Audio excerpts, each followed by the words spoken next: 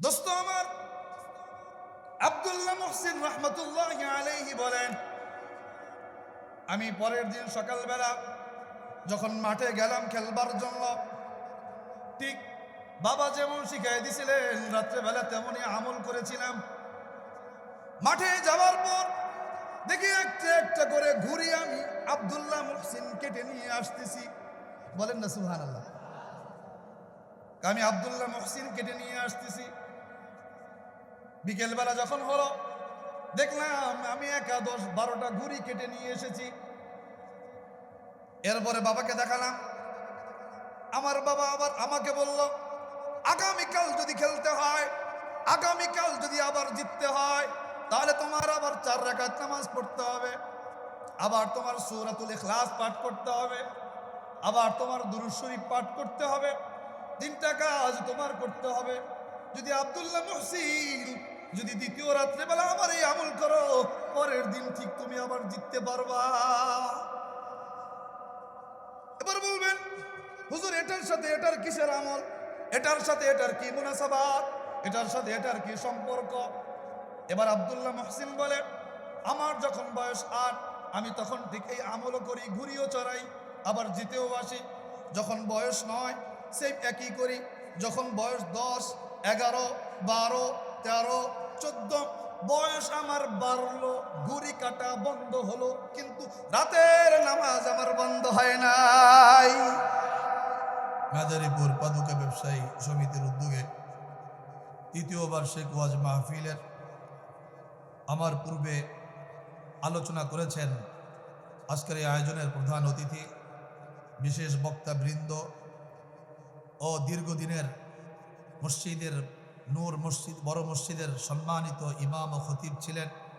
আজকের এই অত্র মাহফিলের তিনিও সম্মানিত সভাপতি আলহাজ হজরত মাওলানা কারি বুরহানুদ্দিন খান দামাত বারাকাতুহুমুল আলিয়া সহ আজকের এই স্টেজে উপস্থিত উলামায়ে কেরাম ও স্থানীয় নেতৃবর্গ, দায়িত্বশীল বৃন্দ, আমার সামনে উপস্থিত দিন দরদি ইসলাম প্রিয় মুসলমান ভাইয়েরা, পর্দার আড়াল থেকে যে সকল মা ও বোনেরা কথা শুনছেন, সকলকেই আসসালামু আলাইকুম ওয়া রাহমাতুল্লাহি ওয়া বারাকাতুহু। এত মানুষ, আওয়াজটা একেবারে কম। আসসালামু আলাইকুম ওয়া রাহমাতুল্লাহি ওয়া বারাকাতুহু।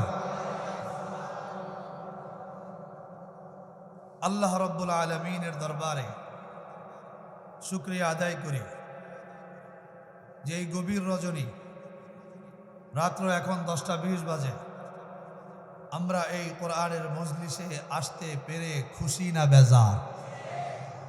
জোরে বলতে হবে, খুশি না বেজার?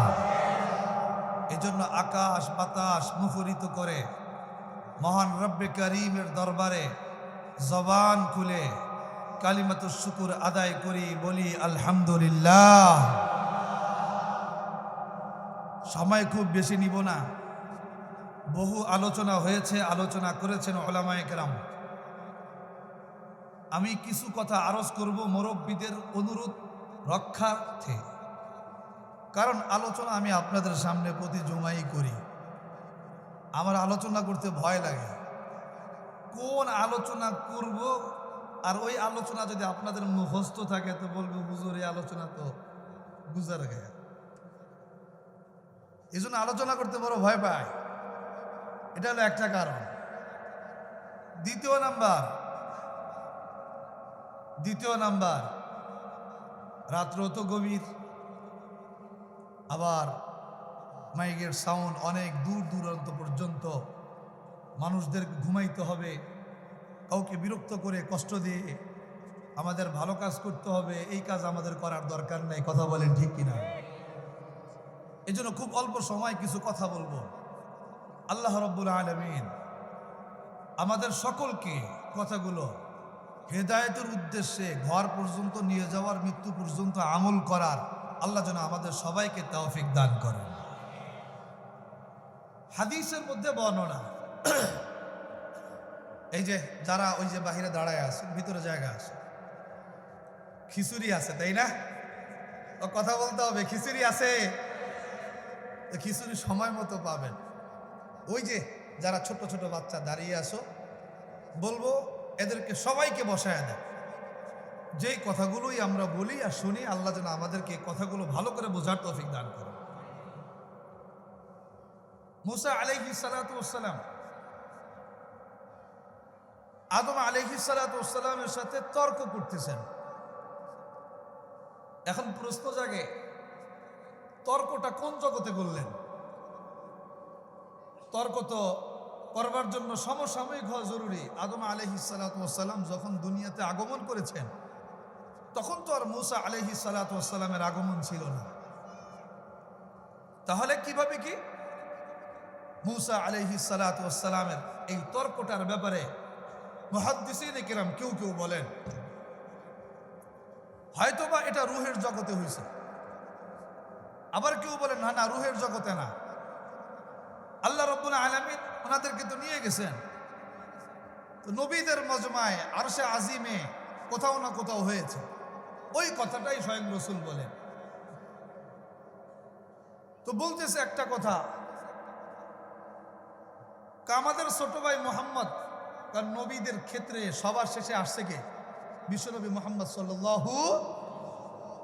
আমাদের ছোট ভাই মুহাম্মদ, ওনার উম্মত দুনিয়াতে আগমন করেছে, আমাদের উম্মতের চাইতে এই উম্মতের সময়কাল একেবারে খুব অল্প, কিন্তু আমল করে অল্প, প্রতিদান পায় অনেক বেশি। ব্যাপারটা যেন কেমন হয়ে গেল? আমল করে নামাজ পড়ে 1 ওয়াক্ত, সব পায় 10 ওয়াক্তের। বলেন না সুবহানাল্লাহ। আমল করে 1 ওয়াক্তের, সব পায় 10 ওয়াক্তের। আমাদের উম্মতের সাথে তো এইগুলো ছিল না আচরণ, এই উম্মতের জন্য এইরকম আচরণ। আসলেই প্রশ্নটা বড় যুক্তি, যে এই উম্মতের জন্য একটা আমলের জায়গায় 10টা নাকি ডাবল দেওয়া হয়, আসলে রহস্যটা কি?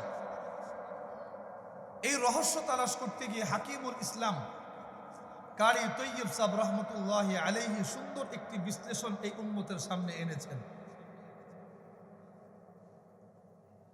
ওনার বিশ্লেষণ মানব সভ্যতা আদম আলাইহিস সালাতু ওয়াস সালাম থেকে নিয়ে শুরু করে বিশ্বনবী সাল্লাল্লাহু আলাইহি ওয়াসাল্লাম পর্যন্ত এই মানব সভ্যতার যত নবী, আদম থেকে নিয়ে বিশ্বনবী পর্যন্ত এসে খতম হয়ে গেছে। এখন একটা বিষয় বুঝবেন, প্রত্যেকটা মানুষের জীবনের ধাপ থাকে 3টা। জোরে বলেন কয়টা? একটা ধাপ হলো শিশু, আরেকটা ধাপ হলো যৌবন, আরেকটা ধাপ হলো বৃদ্ধ। বলেন ধাপ কয়টা হলো? তাহলে প্রত্যেকটা মানুষের জীবনের ধাপ যদি 3টা হয়, তো মানব সভ্যতারও ধাপ হওয়ার দরকার কয়টা? আলাইহিস সালাতু ওয়াস সালাম থেকে। যদিও কেউ কেউ দাবি করে মানব সভ্যতা আদম আলাইহিস সালাতু ওয়াস সালাম থেকে শুরু করে নাই, বরং মানব সভ্যতা শুরু হয়েছে বানর থেকে। তাদের ক্ষেত্রে বলতে চাই, তাদের মাথা নষ্ট, তাদের জায়গা আমাদের জনগণের মধ্যে নয়, তাদের জায়গা উচিত বন জঙ্গলের মধ্যে থাকা। কথা বলেন ঠিক কিনা? কিন্তু আমরা জানি মানব সভ্যতার শুরু আদম আলাইহিস সালাতু ওয়াস সালাম, কারণ আমরা চাই না আমাদের বাপদাদা পূর্বপুরুষ বানর থাকুক। যারা চায় তাদের পূর্বপুরুষ বাপ দাদা মানব নয়, বান্দর থাকুক। আমিও মনে করি তাদের থাকার জায়গা এই ভদ্র সমাজ নয়, তাদের থাকার জায়গা হয় চিড়িয়াখানা, নয়তোবা সুন্দরবন। তো আদম আলাইহিস সালাতু ওয়াস সালাম থেকে নিয়ে শুরু করে এই বিশ্বনবী সাল্লাল্লাহু আলাইহি ওয়াসাল্লাম সহ কিয়ামত পর্যন্ত এই যে মানব সভ্যতাটা আছে, এই মানব সভ্যতাটাকেও 3 ভাগে ভাগ করা হয়েছে। মানব সভ্যতার একটা ভাগ হলো শিশু, আরেকটি ভাগ হলো যৌবন, আরেকটি ভাগ হলো বৃদ্ধ। বলবেন হুজুর কেন? এটার উত্তর নেন। উত্তর হলো, রূহের জগতে আমরা যখন ছিলাম, রূহের জগতে কেউ কিন্তু ছোট আর বড় ছিল না, রূহের জগতে সকলেই সমান ছিল। আল্লাহ পাক সবাইকে একসাথেই বানাইছেন, কিন্তু পাঠানোর ক্ষেত্রে তরতিবটা একটু সিরিয়াল হতে হচ্ছে। তাহলে এবার বলেন, আদম আলাইহিস সালাতু ওয়াস সালামের রূহের যত বয়স, আমি বলতে পারি আমি জুবাইরেরও রূহের ততই বয়স। আদম আলাইহিস সালাতু ওয়াস সালামের রূহের যত বয়স, কিয়ামত সংগঠিত হওয়ার আগের দিন যার জন্ম হবে, কিয়ামত সংগঠিত হওয়ার আগ মুহূর্তে যার জন্ম হবে, ঠিক তারও রূহের একই বয়স। কিন্তু ব্যাপার পার্থক্যটা কোথায়?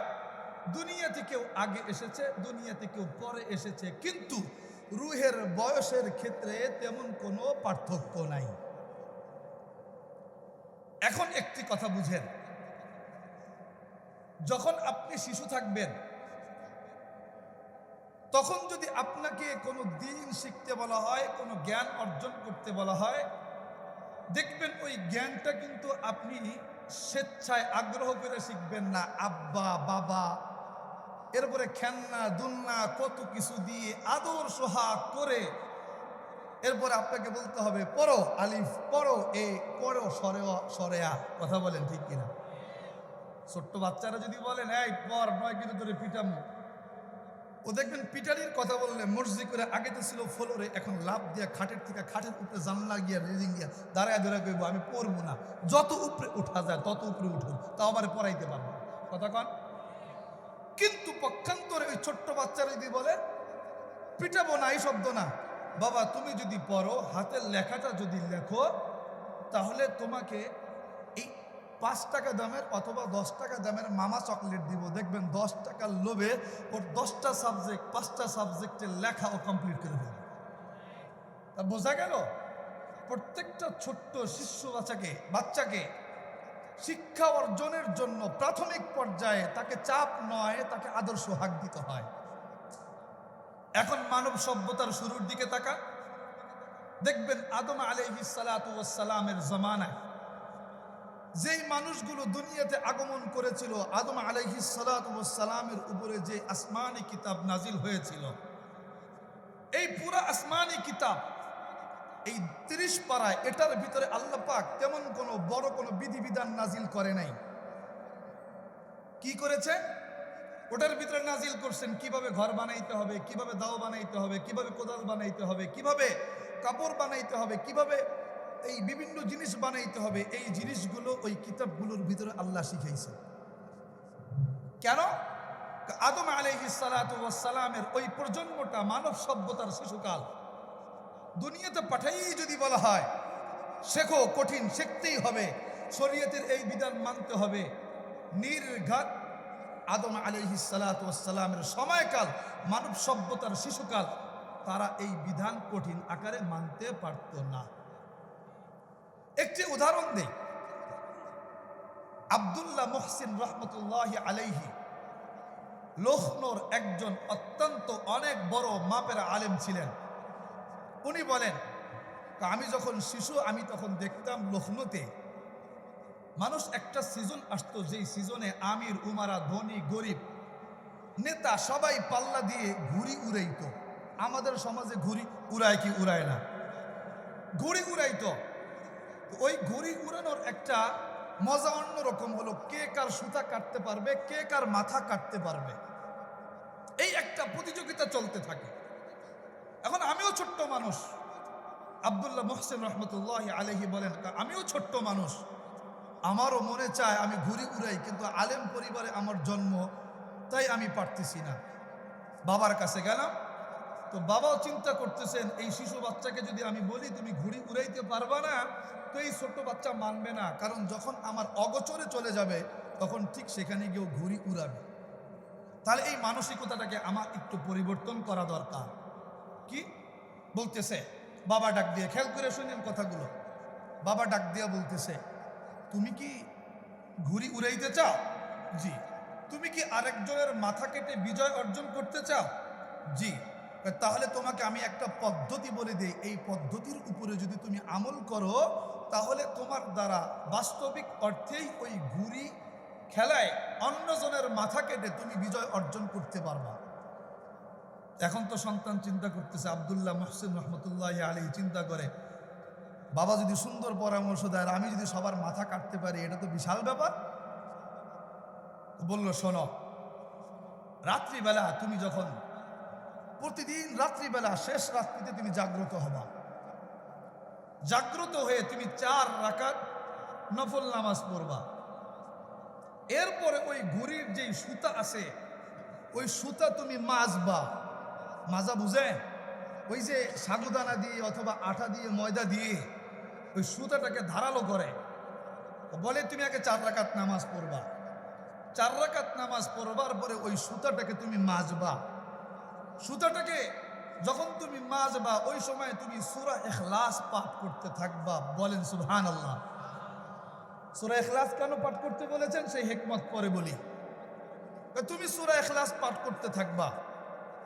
যখন তোমার এটা মাজা শেষ হয়ে যাবে এরপরে তুমি এই সুতাটা যখন তুমি বর্ষির সাথে আর ওইটার সাথে পেঁচাবা, ওটারে কি বলে, হোল বলে না কি বলে, ওটার সাথে তুমি পেঁচাবা।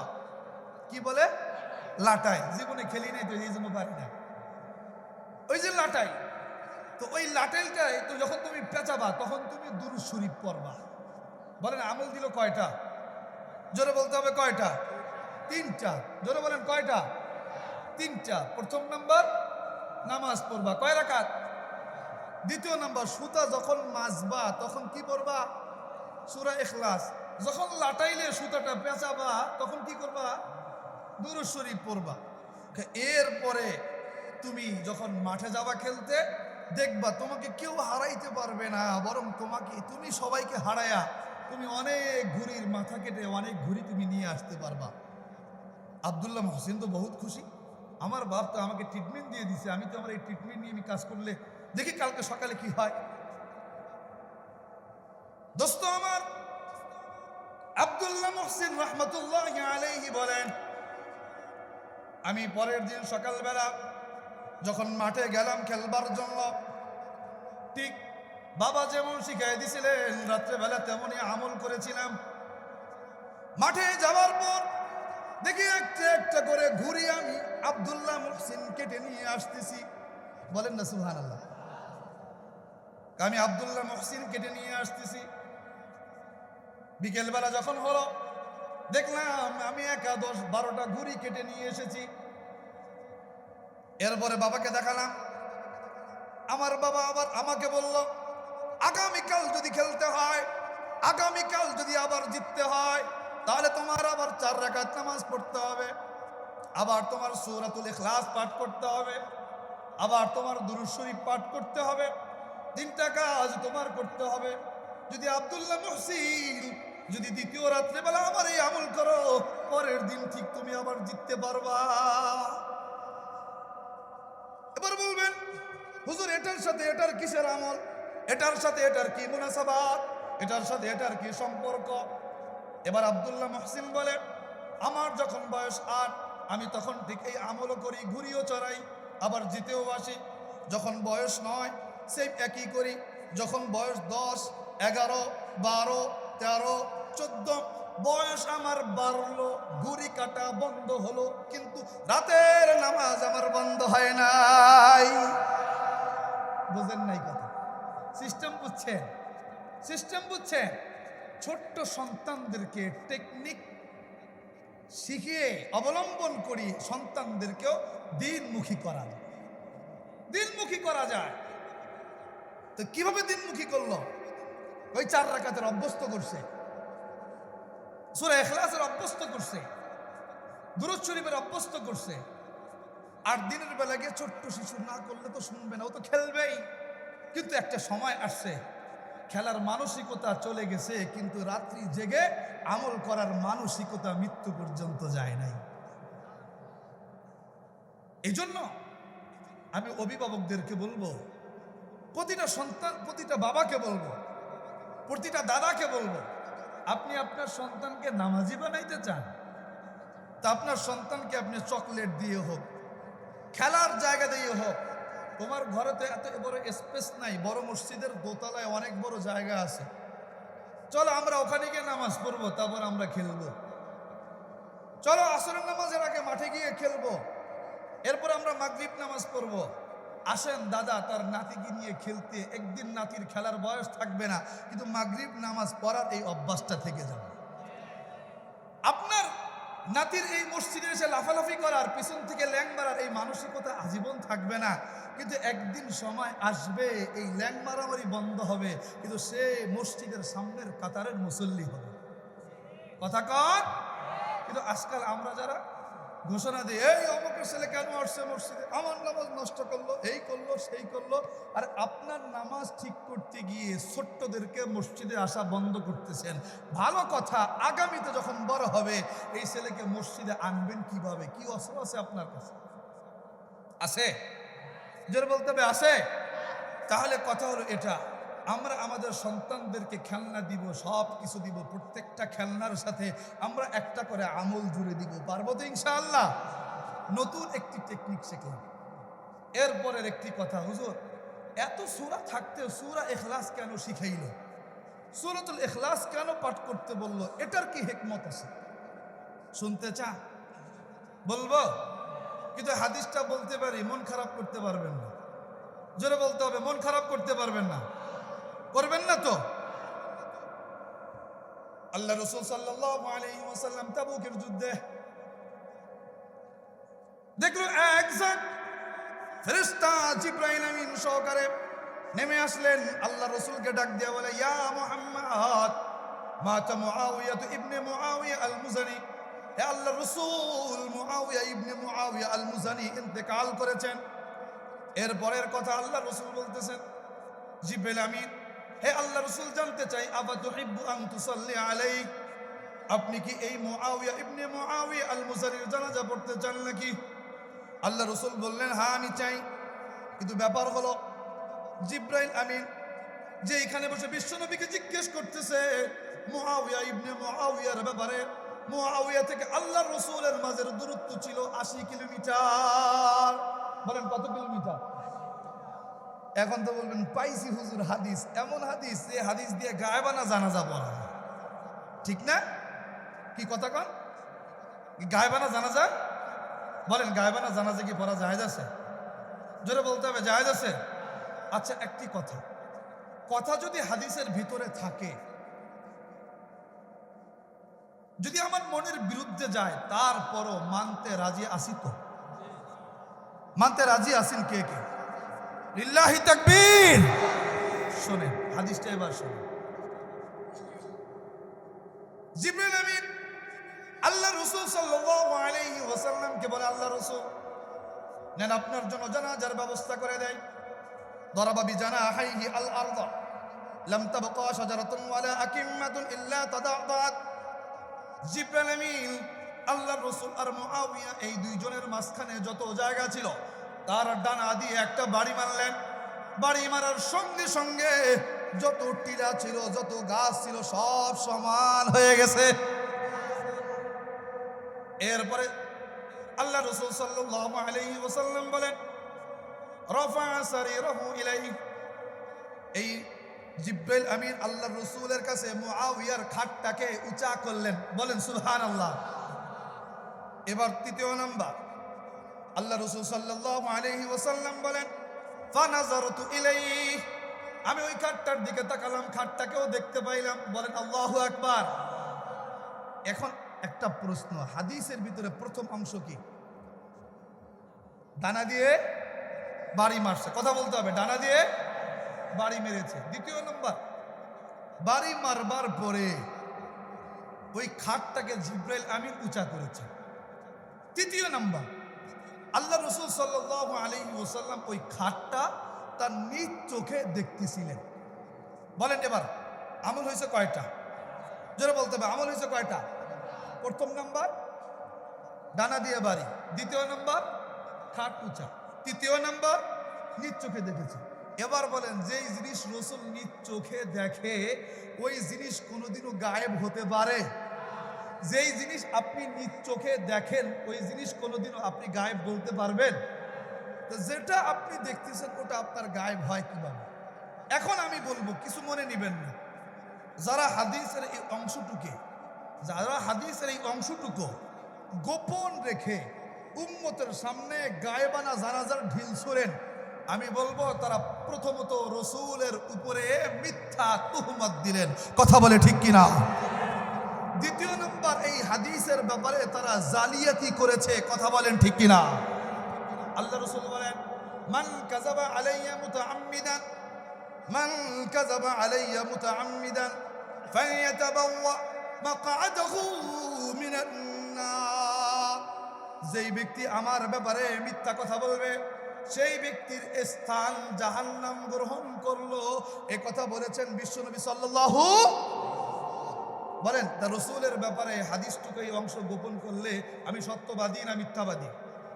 আল্লাহ আমাদের সকলকে বোঝার তৌফিক দান করুন। তাহলে বোঝা গেল কি, যে হাদিস দিয়া গায়েবানা জানাজার দলিল যায়, এই হাদিসের ভিতরে গায়েবানা জানাজার কথা। দোস্ত আমার, আল্লাহ রাসূল সাল্লাল্লাহু আলাইহি ওয়াসাল্লাম জানাজা পড়াইলেন। আল্লাহ রাসূল বলেন, খালফাহু সাফফান মিনাল মালাইকা। আল্লাহ রাসূলের পিছনে দুইটি কাতার ছিল ফেরেশতাদের। ফি কুল্লি সাফফিন মিনাল মালাইকাতি ৭০,০০০ মিনাল মালাইকা। আল্লাহ রাসূল বলেন, আমার পিছনে ফেরেশতাদের দুইটা কাতার ছিল, এক একটি কাতারে ৭০,০০০। এবার জোরে বলেন, দুই কাতারে কত? ১,০০,০০০।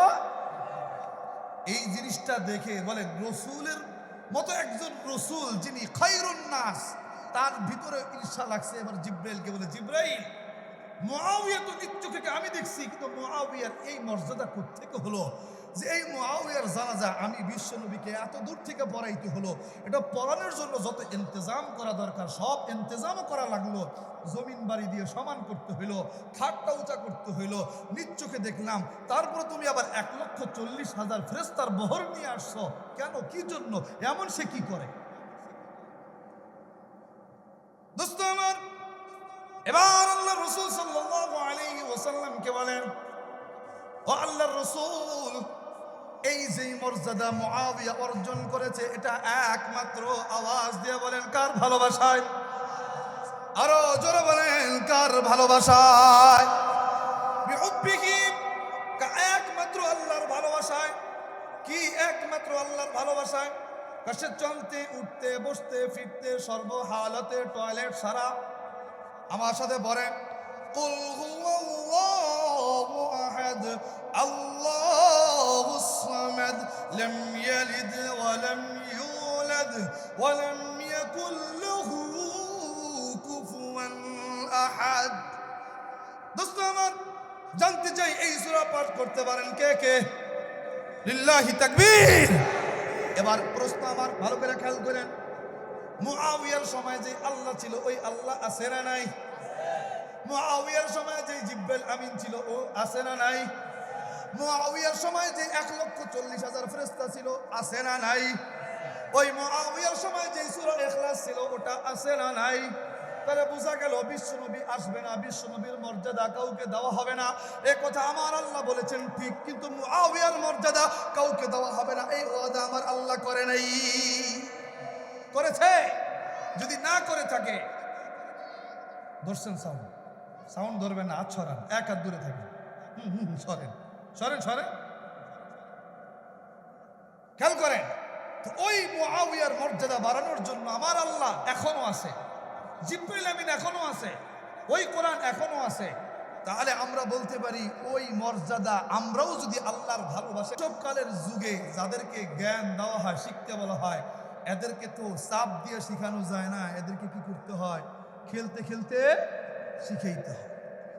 এই জন্য আব্দুল্লাহ মুহসিন রহমতুল্লাহি আলাইহির ঘটনা উল্লেখ করেছি। যেহেতু তাকে দিন শিখাইতে হবে, আল্লাহর সাথে পরিচয় দেওয়াইতে হবে, সুতরাং ওই আব্দুল্লাহ মুহসিনের ঘুড্ডি উড়ানো তার বন্ধ করানো যাবে না। তাই উড়ে বা উড়াও, রাত্রেবেলা আগে 4 রাকাত নামাজ পড়ো, এই সূরা ইখলাস এটাও পাঠ করো, আর সুতা মাজো, আর দুরূদ শরীফ পাঠ করো। তো একদিন এই ঘুড়ি উড়ানোর মানসিকতা থাকবে না, কিন্তু গভীর রজনীতে ওঠার মানসিকতা থাকবে। একদিন এই ঘুড়ি উড়ানোর মানসিকতা থাকবে না, কিন্তু সূরা ইখলাস বারবার পড়ার কারণে এই সূরার প্রতি মায়া মহাব্বত এত বেশি থাকবে। এক মুআবিয়া শুধু মর্যাদা অর্জন করবে না, কিয়ামত পর্যন্ত চাইলে লক্ষ মুআবিয়া এই মর্যাদা অর্জন করতে পারে। কথা বলেন ঠিক কিনা? দোস্ত আমার, এবার আদম আলাইহিস সালাতু ওয়াস সালাম, এবার আদম আলাইহিস সালাতু ওয়াস সালামের এই যুগ, প্রথম যুগ যেটা শৈশবকালের যুগ, ওদের উপরে তো চাপায় দিলে হবে না কঠিন বিধান। এই জন্য কি হলো, কারা তো শিশু, এদেরকে ঘর বানানো শিখাও, এদেরকে কোদাল বানানো শিখাও, এদেরকে দুনিয়ার আসবাবপত্র বানানো শিখাও। তো যখন দুনিয়ার আসবাবপত্র বানানো শিখবে, তো এগুলো শিখতে গিয়ে কিভাবে আল্লাহর সাথে সম্পর্ক করানো যায় ওটা করো, কিন্তু এদেরকে ডাইরেক্ট শরীয়তের কোনো বিধান চাপাইয়া দিও। এবার দ্বিতীয় নম্বর স্টেপ, ভালো করে খেয়াল করেন। এবার দ্বিতীয় নম্বর স্টেপ, সেটা হলো যৌবনকাল। এই মানব সভ্যতা, এই যৌবনকালটা কখন? নূহ আলাইহিস সালাতু ওয়াস সালাম থেকে নিয়ে শুরু করে মূসা আলাইহিস সালাতু ওয়াস সালামের সময়কাল পর্যন্ত, ঈসা আলাইহিস সালাতু ওয়াস সালামের সময়কাল পর্যন্ত, এই পর্যন্তটা ছিল হলো যৌবনকাল। এবার যৌবনকালের একটা উদাহরণ আপনাদেরকে দেই। যদি 14 বছরের কোনো ছেলে যদি বলে আমি পড়াশোনা করব না, 20 বছরের কোনো ছেলে যদি বলে আমি পড়াশোনা করব না, আমি শিক্ষকের হুকুম মানব না, আমি বাবা মার হুকুম মানব না, দোস্ত জানতে চাই বসে বসে কি ললিপপ খাওয়াবেন নাকি ডান্ডা দিয়ে পিঠে বাইরে ওকে পড়াবেন, অথবা যদি না পড়াশোনা করে টান দিয়ে বলবেন চল দোকানে গিয়ে আমার কর্মচারীর কাজ কর, এটাও তুই করবি না, তো চল তোকে বিদেশে পাঠিয়ে দিই। কিন্তু তারপরেও কিন্তু ছোট্ট শিশুর মতো আদর করে কিন্তু ঘরে বসে আর রাখবে না। কথা কোন ঠিক কিনা? তাহলে যৌবনকালের কাজ হলো হয় মান, যদি না মানুষ তাহলে কিন্তু কড়া শাসন চলবে। তো নূহ আলাইহিস সালাতু ওয়াস সালামের জমানা থেকে শুরু করে ঈসা আলাইহিস সালাতু ওয়াস সালামের জমানা পর্যন্ত এই রূহের ছিল যৌবনকাল, যার ফলে এদের হায়াত ছিল 1000 বছর, 1200 বছর, 1400 বছর। এদের গায়ে যে শক্তি ছিল, এক একজনের সাইজ ছিল 20 ফুট, 25 ফুট, 30 ফুট। এরা কাউকে তোয়াক্কা করে কথা বলতো না। এবং দেখেন, যারা জুয়ান থাকে এরা কিন্তু কোনো সমঝোতায় যায় না, ছোট্টরাও ডরায়, বুড়ারাও ডরায়, কিন্তু জুয়ানরা কি বলে, কিসের কথা, আয় ওরা দেখে স্যার কথা কন, শক্তির পালোয়ানগিরি দেখাইতে চায়। তো ওই সময়কার যারা ছিল, এই নূহ আলাইহিস সালাতু ওয়াস সালাম থেকে নিয়ে শুরু করে ঈসা আলাইহিস সালাতু ওয়াস সালাম পর্যন্ত আল্লাহ বিধান দিছে, কা মানবো না, মানবি না, যখন মানবি না যা তোকে সব কটার জলোচ্ছ্বাস দিয়ে পাঠিয়ে দিবে। বুঝতে পারতেছেন কথা? দ্বিতীয় নম্বর আদরে বলছে, এই সাবধান, আমার বিধান মান, কা মানবো না, কা মানবি না, তো যেহেতু তোদের যৌবনকাল ছাড় দেওয়া যাবে না, আচ্ছা মতো পিঠে তোকে মানাবো। সামুদের যৌবনকাল, কানা মানবো না, কা মানবি না, আচ্ছা মতো পিঠে তোদেরকে মানাবো। মূসা আলাইহিস সালাতু ওয়াস সালামের সময়কাল, কা মানবি না, কানা মানবো না, ঠিক আছে কিচ্ছু করার নাই, তোদেরকে এই পানিতে নীল নদে চুবাইয়া তোদেরকে মারবো। ঈসা আলাইহিস সালাতু ওয়াস সালামের পর্ব পর্যন্ত যৌবনকাল ছিল পুরা কড়াকড়ি হিসাব আল্লাহর সাথে, তাদের সাথে যা দিছি বিধান মানতে হইব, মানবি না তো কঠিন শাস্তির সম্মুখীন হইব। এখন তৃতীয় অপশন, শৈশব গেল, যৌবন গেল, মানব সভ্যতা। এখন তৃতীয় অপশন হলো বৃদ্ধকাল। বলেন, বৃদ্ধ সময়ে কঠিন কাজ দিলে চাইলেও কিন্তু করা যায় না। কথা কন? যদি দেখছেন কোনো বৃদ্ধ মানুষ 50 বস্তা চাল মাথায় নিছে, কিছুক্ষণ যাওয়ার পরে ঠাস করে ফালাই দিছে, এরপরে দেখতেছে আর উপায় নাই, এরপরে বস্তাটাকে টেনে হেসে নিয়ে যাওয়ার চেষ্টা করতেছে। এমতো অবস্থায় আপনি গিয়ে ঠিক ওই ব্যক্তির পাশে গিয়ে দাঁড়াইলেন, দাঁড়ায় কি বলবেন? মুরব্বী, যদি মানবতা থাকে, মুরব্বী এটা ছেড়ে দেন, আমি এই বস্তাটাকে আপনার বাসা পর্যন্ত আগায় দিয়েছি। কথা কন ঠিক কিনা? দোস্ত আমার, স্মরণ রাখেন যে এই কথাগুলো বলেছিলাম শুরুর থেকে নিয়ে এই পর্যন্ত যদি মনে থাকে, তাহলে এবার মিনা এই উম্মতে মুহাম্মাদি হলো এই মানব সভ্যতার বৃদ্ধকালে এসেছে, তাই এদের লম্বা হায়াত নাই। লম্বা হায়াত নাই ঠিক আছে, অল্প একটু হায়াত, এরা শরীরের গঠনেও এরা দুর্বল, কিন্তু আমল তো করতে হবে, যে আমল দিয়া ঘর পর্যন্ত গিয়ে জান্নাত দখল করা লাগবে। আল্লাহ বলেন, যেহেতু বৃদ্ধকাল, আমি আল্লাহ রব্বুল আলামিন আমল দিছি ঠিক, অল্প দিয়ে বোঝাটা আমি আল্লাহ নিয়ে সওয়াব সমান সমান দিয়ে দিলাম। তাহলে এবার বলতে পারি এই উম্মতে মুহাম্মাদির, এই উম্মতের ভিতরে অন্তর্ভুক্ত হয়ে মানব সভ্যতার শেষ প্রজন্মে এসে আল্লাহ আমাদেরকে পাঠায়া যদি বলি আল্লাহ আমাদেরকে উপরে নিয়ামত দান করেছেন, এই কথা বললে ভুল হবে না। কথা বলেন ঠিক কিনা? দ্বিতীয় নম্বর বিষয়, আল্লাহ রসুল সাল্লাল্লাহু আলাইহি ওয়াসাল্লাম এর উম্মত হিসাবে আমরা আসতে পেরেছি। এই আল্লাহ রসুল সাল্লাল্লাহু আলাইহি ওয়াসাল্লামের ব্যাপারে কি আর বলবো, কথা বললে তো অনেক কথা লম্বা হবে। যেই নবীর ব্যাপারে আল্লাহ রাব্বুল আলামিন বলেছেন ওয়ামা আরসালনাকা ইল্লা রাহমাতাল লিল আলামিন, যেই নবী পুরো জগৎবাসীর জন্য রহমত, সেই নবীর উম্মত যদি আমরা হই, সেই রহমতের আমরা ভাগীদার কি ভাগীদার না? মুআজ্জাজ মুহতারাম, এখন একটাই কথা আপনাদের কাছে আমার, এটা আরস, এই নবীর উম্মত হইতে পেরেছি, এটা হলো একটা রহমত। দ্বিতীয় নাম্বার, মানব সভ্যতার শেষ প্রজন্মে এসে অল্প আমল করে, বৃদ্ধ যেহেতু আমরা মানব সভ্যতা, সেই হিসেবে অল্প আমল করে বিশাল সওয়াব অর্জন করতেছি, এটা আরেকটা রহমত এবং নেয়ামত। তো সেই হিসেবে আমি বলবো আল্লাহর প্রতি তাই আমাদের দিলে ভালোবাসা কম না বেশি হওয়া উচিত? জোরে বলতে হবে, কম না বেশি হওয়া উচিত? এখন একটি কথা বলি, আলোচনা গুছিয়ে আনবার চেষ্টা করতেছি খুব অল্প সময়ে।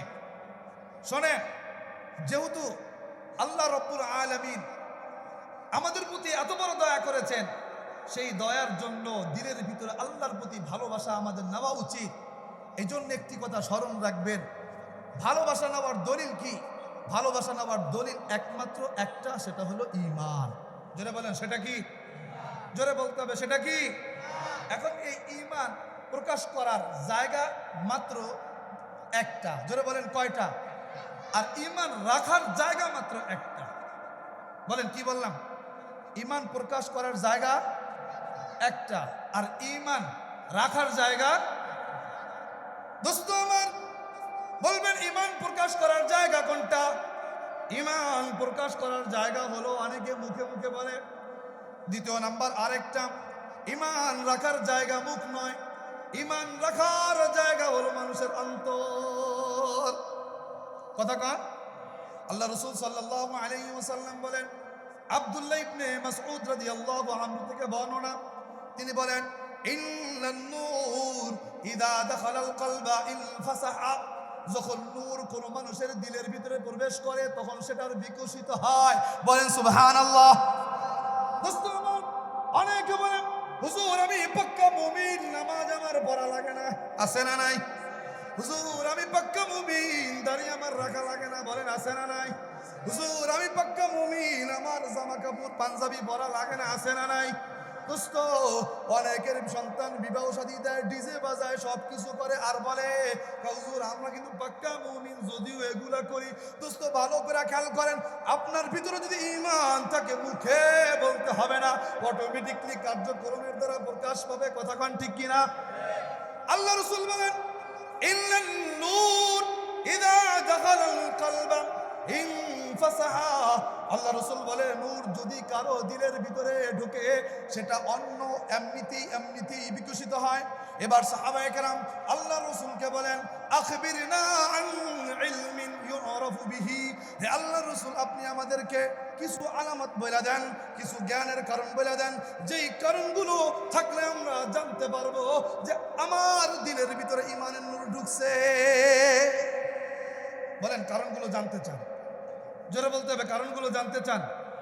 শোনেন, এবার একটি কথা, আমি আয়াত তেলাওয়াত করেছি, আয়াতের ভিতরে যেই কথাটা আল্লাহ বুঝাইতে চাইছেন, সেই কথাটা আমি আপনাদেরকে একটি উদাহরণের মাধ্যমে বলতে চাই। মানুষের হৃদয় হলো দুই প্রকার। বলেন, মানুষের হৃদয় কয় প্রকার? দুই প্রকার। এক প্রকার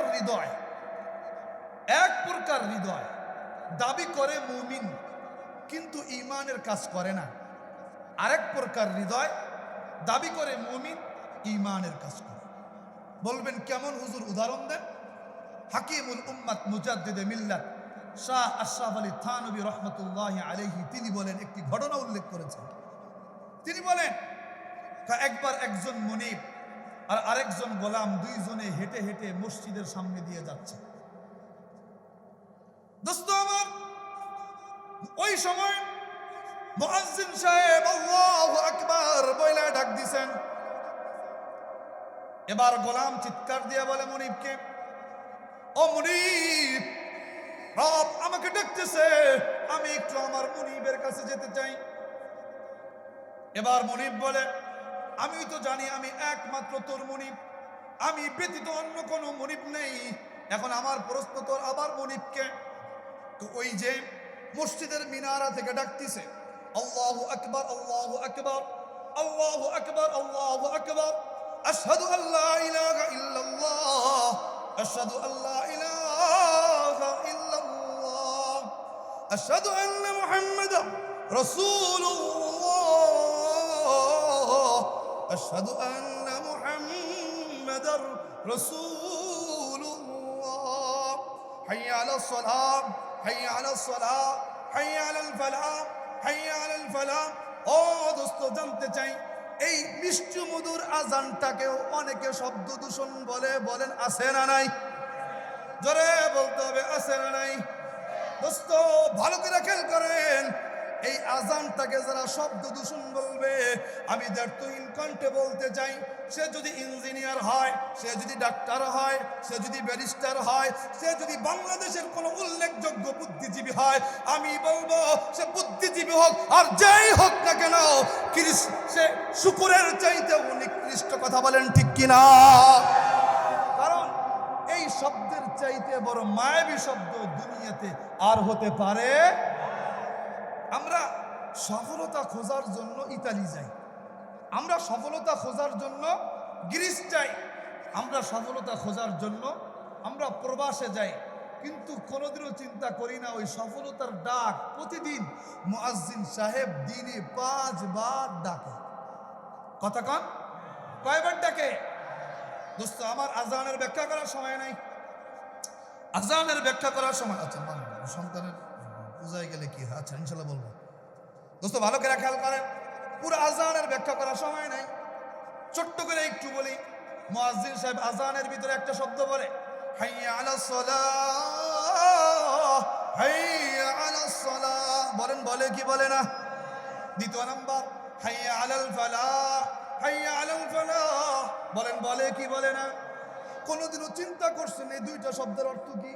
বলবেন হুজুর একটা তো অটোমেটিক বুঝি, তারপরে একটু বলি শোনেন। হাইয়া আলাস সালাহ মানে হলো নামাজের দিকে আসো। বলেন কি? নামাজের দিকে আসো। কিন্তু পরের কথাটা হলো আজিব, হাইয়া আলাল ফালাহ মানে হলো সফলতার দিকে আসো। বলেন আল্লাহু আকবার। চিন্তা করছেন কোনোদিন মুয়াজ্জিন সাহেব কোন দিকে ডাকে? হাইয়া আলাল ফালাহ। বলেন হাইয়া আলাল অর্থ কি? সফলতার দিকে আসো। কোন দিকে আসো? তাহলে এবার বলতে চাই, সফলতার ঘর দোকান নয়, সফলতার ঘর মসজিদ। কথা কন, সফলতার ঘর দোকান নয়, সফলতার ঘর। যদি কেউ মনে করেন মসজিদে না এসে দোকান খুলে সফলতা অর্জন করবেন, আপনি স্মরণ রাখেন, যদি বিশ্ব রোডে চলেন দেখবেন রাস্তায় অনেক সময় পানি দেখা যায়, পানি না মরিচিকা। কথা কন, ওটা পানি না, ওটা কি? যদি ঠিক তেমন ভাবে আপনি যদি মনে করেন মসজিদে আসবেন না দোকান খুলবেন, সফলতা দোকান খোলার ভিতরে দেখেন, না না ওটা মরিচিকা। ওটা কি? হাইয়া আলাল ফালাহ মানে কি? সফলতার দিকে আসো। বলেন কিসের দিকে আসো? তাহলে বলতে পারি যেই ব্যক্তি নামাজ পড়বে ওই ব্যক্তি সফল কাম, যেই পরিবার নামাজ পড়বে ওই পরিবার সফল কাম, যেই সমাজ নামাজ পড়বে ওই সমাজ সফল কাম, যেই জেলার মানুষ নামাজ পড়বে ওই পুরা জেলা সফল কাম, যেই রাষ্ট্র আইন করে দিবে যে এই দেশে নামাজ পড়তে হবে যদি রাষ্ট্রের নাগরিক হয়ে থাকতে চাও, খোদার কসম করে বলি ওই রাষ্ট্রের সফলতা দুনিয়ার কেউ ঠেকায় রাখতে পারবে না।